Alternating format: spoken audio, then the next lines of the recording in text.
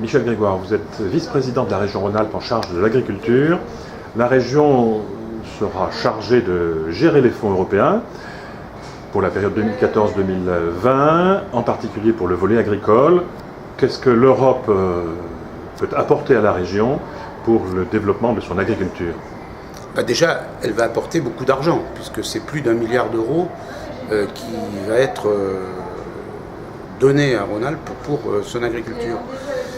Après, à nous de savoir l'utiliser de façon positive, dynamique, pour la compétitivité de nos exploitations, leur viabilité. Je rappelle qu'un des enjeux, c'est d'installer, c'est de transmettre, c'est de faire en sorte que nos agriculteurs vivent de leur métier. Et ça, c'est pas toujours évident.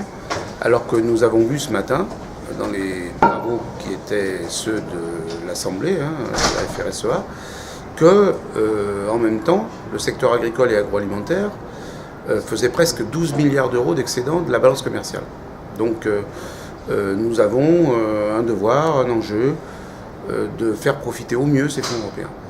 Alors dans quel domaine? Quelles sont les filières rhône-alpines qui méritent encore une amélioration en termes d'organisation, en termes de commercialisation, de communication?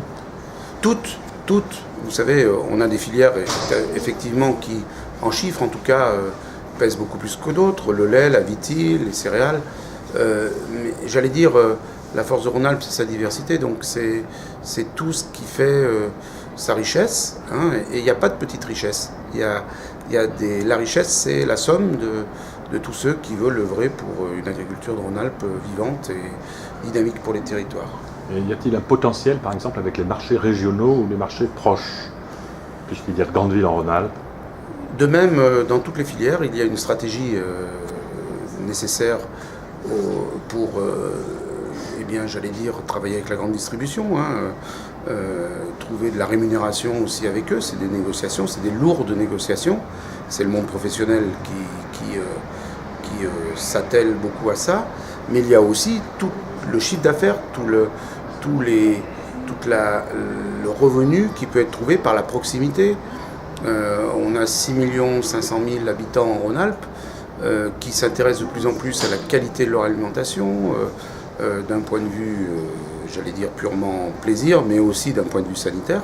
Et donc, chaque fois que l'on fait de la proximité, on améliore le revenu des agriculteurs. Très bien.